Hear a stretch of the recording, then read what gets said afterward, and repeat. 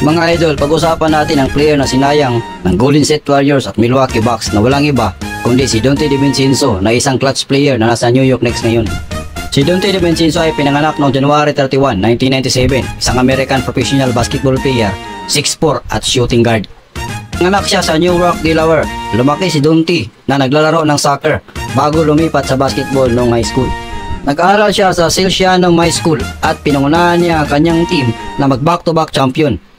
As a junior ay nag-average siya ng 15.8 points, 4.7 rebounds, 2.9 assists per game at naglaro sa Nike EYBL ng finals. Sa senior year niya ay nag-average siya ng 22.9 points, 9 rebounds, 4 assists per game at naging player noong 2015. Noong freshman season ni Donte ay naglaro siya ng 9 games sa Villanova dahil sa metatarsal bone right foot injury.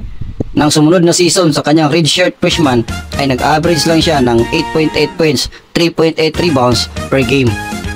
Nakapagtala siya ng season high na 25 points, 5 rebounds at 4 assists na panalo kontra St. John noong January 14, 2017. Nanalo sila kontra Mount St. Mary's sa first round at nasali sa Big East All Freshman Team at sa Philadelphia Big 5 Rookie of the Year. Noong redshirt sophomore season ni Donte ay nakapagtala siya ng career high na 30 points, panalo kontra Butler Bulldogs. Pinangalanan din siya bilang Big East 6 Man of the Year. Nakuha ni Donte ang award na NCAA Final Four Most Outstanding Player noong nag-champion sila kontra Michigan. Dahil nakapagtala siya ng 31 points kasama ang 5 3-point basket at may 5 rebounds, 3 assists at 2 blocks, siya lang naman ang bukod tangi na player sa Final Four sa NCAA na galing sa bench. Noong 2018 ay nagpasya si Donte na magpa-draft sa NBA pero hindi siya nag-hire ng agent. Pero dahil may posibilidad na mabalik siya sa Villanova ay nag-hire na lang siya ng agent at nanatiling magpa-draft sa NBA at iniwan na niya ang 2 years eligibility sa Villanova. Noong June 21, 2018 ay napili si Donte bilang 17th overall pick ng Milwaukee Bucks. On July 10, 2018, inanunsyo ng Bucks na magpapirma ng kontrata kay Donte na 4 na taon na naghahalaga ng mahigit 13 million guaranteed contract.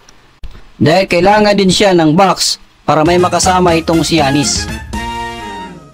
May mga injury pa si Donte papasok sa NBA kaya hindi siya nakapaglaro ng gusto sa kanyang rookie season. Nang bumalik siya ng second season kontra Minnesota ay nanalo sila, nakapagtala siya ng season high na 17 points. On January 2020, nakapagtala siya ng 19 points at naipanalo ang laban kontra Boston Celtics at naging pangatlo na highest defensive rating player sa liga na kakampi niya si Giannis na number 1. 2021 ay hindi gaano nakapaglaro si Donte dahil sa mga injury. Pero nag-champion naman ang Milwaukee at natanggap naman niya ang kanyang championship ring dahil party siya sa team. So mayroon na siya isang championship ring at pwede pa maging dalawa yan kung mag-champion ang New York Knicks ngayon. Noong February 10, 2020, inakala siguro ng Bucks na wala nang pakinabang si Donte ay tinirade siya papuntang sa Sacramento Kings for the 4-team trade at pinadala si Serge Ibaka sa Bucks. Sa unang laro niya sa Kings, nanalo agad sila kontra Washington Wizards at nakapagtala siya ng 7 points, 5 assists sa loob ng 19 minutes. Hindi masyadong ginamit si Donte sa Kings dahil nandoon si Fox, Murray, Huerter at si Malik Monk. Noong July 8, 2022, nag-sign si Donte sa Golden State Warriors ng 2 taon na naghahalaga ng 9.3 million deal kasamang player option by second year. On July 27, 2023 ay nakapagtala si Donte ng 12 points, 11 assists na nalo kontra sa Raptors. Noong March 11, sa parehong taon, ay nakapagtala siya ng 12 points, 10 rebounds at tinalo ang dati niyang team na Milwaukee Bucks. Sa loob ng 72 games ay nag-average si Donte ng 9.4 points, 4.4 rebounds at 3.5 assists. He shot a career high 39.7% sa 3-point range at 5.3 attempts per game. Noong June 2023 ay tinanggihan niya ang 4.7 million player option sa Golden State at nagpa siyang maging free agent. On July 8, 2023, nag-sign si Donte ng 4-year $50 million deal sa New York Knicks. Nakasama niya ulit ang dati niyang teammate sa Villanova na si Jalen Brunson at si Josh Hart na naging Big 3 ng New York Knicks ngayon. Nakapagtala si Donte ng 40 points career high na panalo kontra Pistons, kasama na ang 11 3-pointers made. Bagong franchise record din ito ng New York Knicks at nakapagtala pa si Donte ng 283 3-pointers ngayong season. Noong nakaraang buwan ay nagambag siya ng 19 points kasali na ang game-winning 3-pointer sa Knicks ng Game 2 sa first round playoffs. Ang kalaban nila, ang team ni Embiid na Philadelphia 76ers. Natalo din nila sa series ang Philadelphia. Sa ngayon, kalaban nila sa second round ay ang Indiana Pacers na kung saan 2-0 na ang series, lamang ang New York Knicks.